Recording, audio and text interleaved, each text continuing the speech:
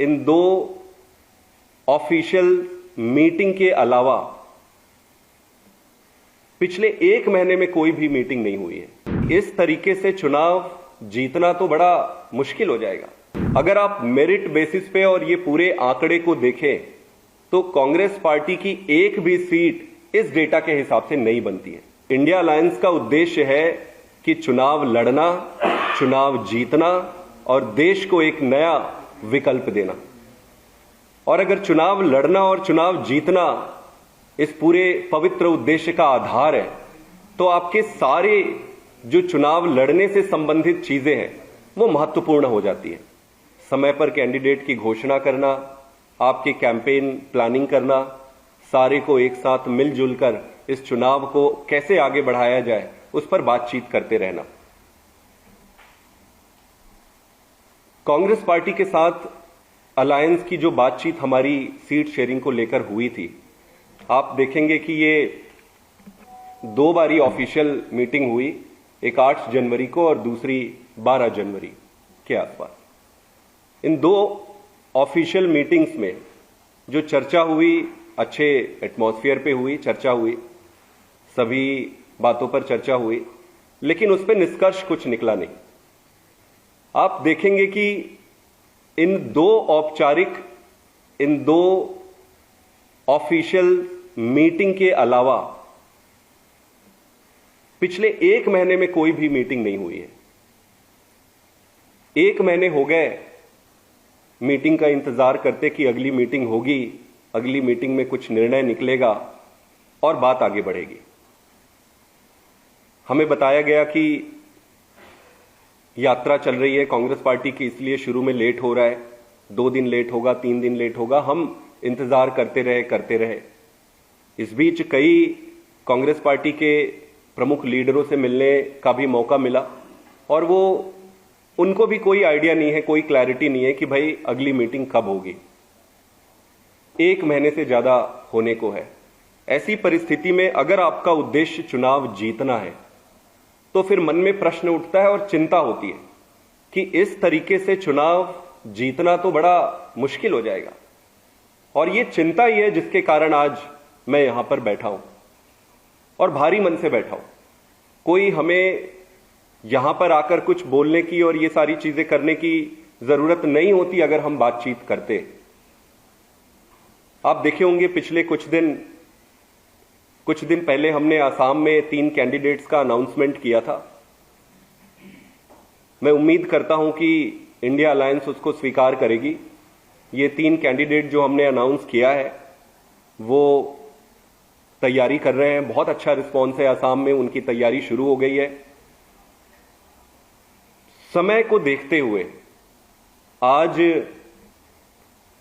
मैं साउथ गोवा से भी आम आदमी पार्टी की तरफ से कैंडिडेट की घोषणा करता हूं। आम आदमी पार्टी की तरफ से हमारे लीडर वेंजी वेगास जो है, जो बेनुलिम से वहां के विधायक भी है, वो हम कैंडिडेट के रूप में उनकी घोषणा करते हैं और मैं उम्मीद करता हूं कि इंडिया अलायंस इसको स्वीकार करेगी, इसकी अनुमति देगी। आप देखेंगे कि गोवा के चुनाव जब हुए विधानसभा के, तो विधानसभा के चुनाव में आम आदमी पार्टी की 2 सीटें आई थी और दोनों सीटें साउथ गोवा में है। हमारे एमएलए वेंजी और क्रूज बहुत अच्छा काम कर रहे हैं, ये दोनों बहुत पॉपुलर है वहां पर। कांग्रेस पार्टी की भी आज की तारीख में सिर्फ 3 विधायक हैं, उनके 2 विधायक उनके भी साउथ गोवा में है और 1 विधायक उनके नॉर्थ गोवा में। इस हिसाब से साउथ गोवा स्वाभाविक है कि अगर कांग्रेस की 3 सीट है और आम आदमी पार्टी की 2 सीटें हैं तो स्वाभाविक रूप से 1 सीट आम आदमी पार्टी को मिलनी चाहिए। और उसी के तहत विनेबिलिटी को ध्यान में रखकर, विनिंग प्रोस्पेक्ट्स को ध्यान में रखकर आम आदमी पार्टी ने श्री वेंजी जी के कैंडिडेचर की आज घोषणा की है। इसी के साथ गुजरात में भी आज मैं 2 कैंडिडेट्स का अनाउंस करने जा रहा हूं। उनमें से एक है हमारे चैतर वसावा जी, जिसके बारे में पहले हमने आपको बताया था, और दूसरे हैं भावनगर से उमेश भाई मकवाना जी। तो भरूच लोकसभा सीट से चैतर वसावा जी और भावनगर लोकसभा सीट से मैं उमेश भाई मकवाना जी के उम्मीदवारी की यहां घोषणा करता हूं आम आदमी पार्टी की तरफ से। मैं उम्मीद करता हूं कि इंडिया अलायंस इसको स्वीकार करेगी और खूब मेहनत करके ये सीट हम जीतेंगे। गुजरात के विधानसभा चुनाव में अगर आप देखेंगे तो 5 सीटें आम आदमी पार्टी की आई थी और लगभग 13% वोट शेयर मिला था। कांग्रेस पार्टी की यहां पर 17 सीटें आई थी और 27% वोट शेयर मिला था। अगर इसको प्योरली साइंटिफिक हिसाब से और मेरिट बेसिस पे आप देखें तो आम आदमी पार्टी को 1/3 सीट मिलनी चाहिए और कांग्रेस को 2/3 मिलनी चाहिए। तो इस हिसाब से हमारे 8 सीटें बनती है अगर आप प्योरली मेरिट को और विनेबिलिटी को परिप्रेक्ष्य में सामने रखें तो 8 सीटें बनती है।